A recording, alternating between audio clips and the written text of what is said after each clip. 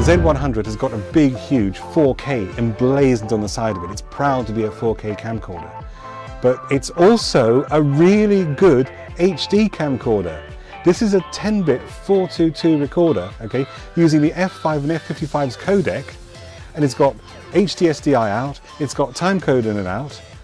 This is a serious piece of kit. The Z100 is a camera that's appealing directly to the jobbing videographers, the people out there who need to get a lot of coverage in a short space of time, but are still wanting a view to the future, a lot of flexibility, and are really trying to get a good quality codec, good quality footage. So rather than going down the large sensor route, they understand that what they want is a codec that's strong enough for good editing, and it'll have a view to the future use. 5, 10, 15 years ahead, those 4K rushes are still going to be usable. So unlike the Z1, the Z100 is really approaching professionals with features such as HD SDI output. And that means that suddenly the whole world of professional video now interfaces with a camera. The lovely thing about the Z100 is that, in fact, when you look at it, it's just the same sort of unit design that we've seen before. It's a very comforting design.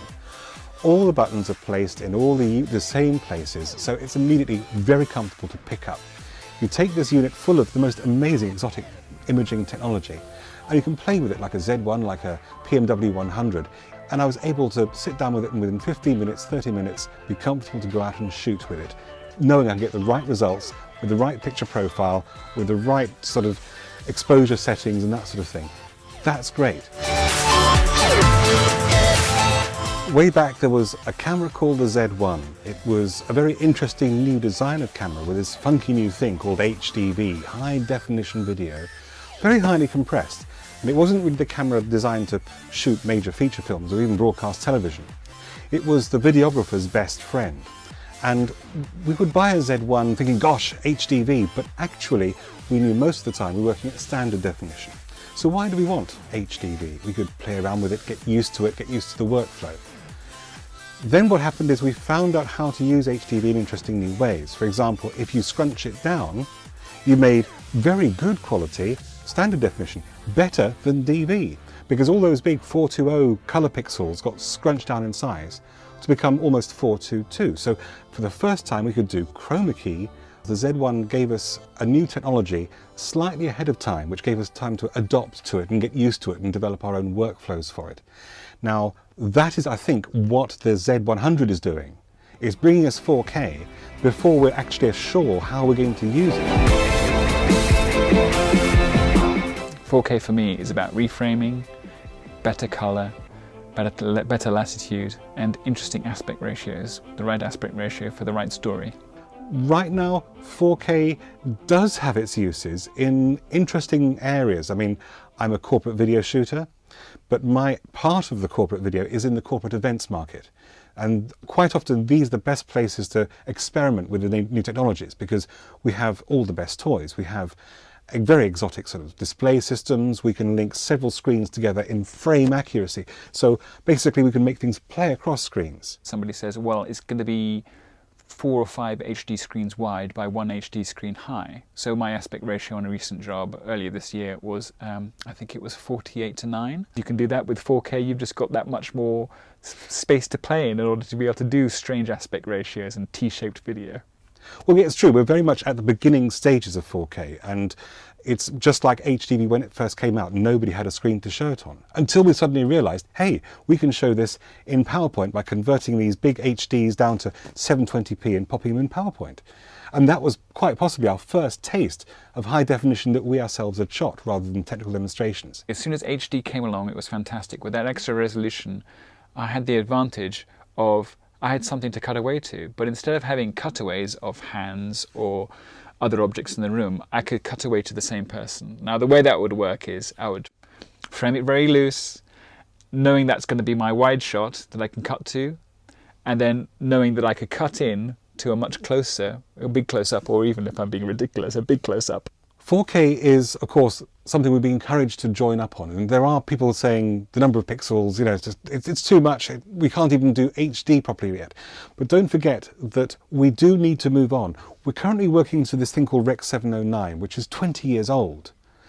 In fact, 4K brings with us much more. We have better color renditioning. TV sets can do a lot more in terms of brightness range.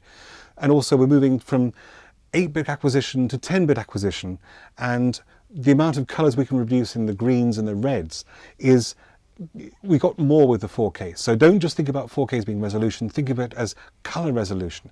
Think of it as the ability to push and pull the brightness further to get a much more pleasing natural spread of tones. The Z100 introduces 4 key technologies new to the videography market. So on top of the 4K-ness of it all, we've also got to store it somewhere. So that brings the XQD card.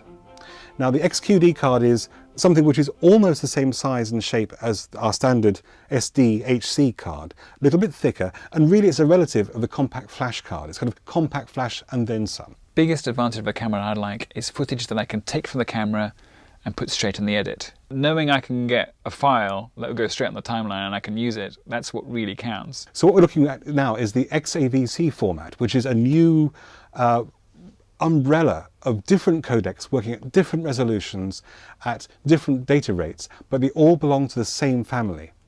Now the XAVC format is actually the format being used by the F5 and the F55 cameras. I mean, this is a really good, strong codec. It's going to be one of those standards, a bit like DV was.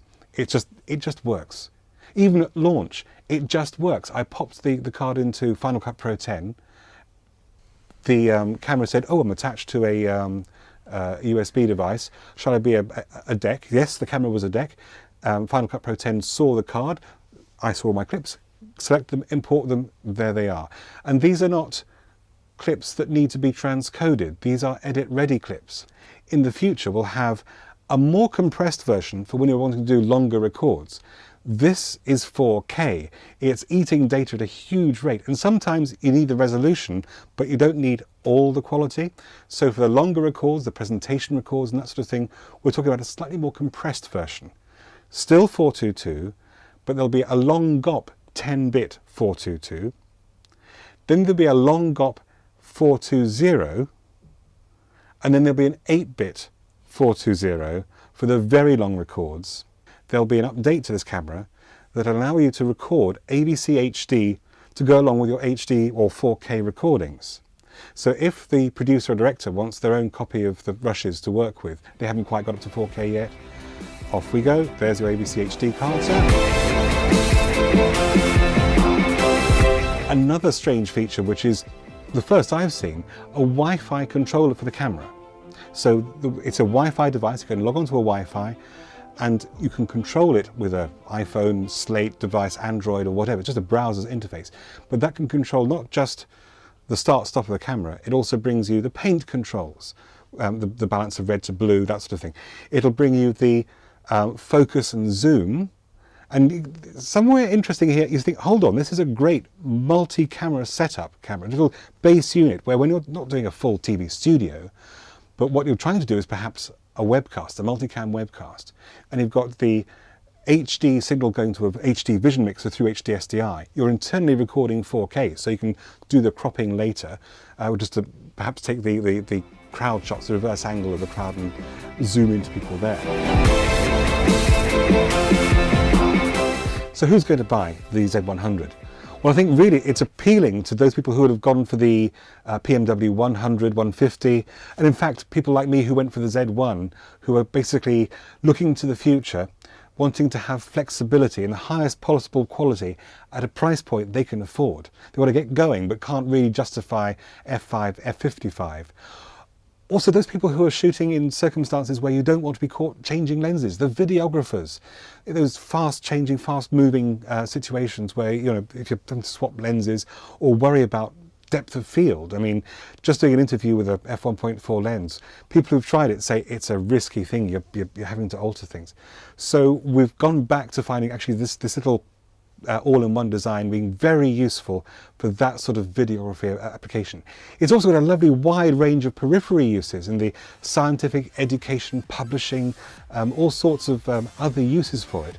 But things like the HD SDI output, the 422, 10-bit codec, all these things point towards a busy, jobbing videographer trying to get the best flexibility and as wide a coverage as possible in a simple, short amount of time.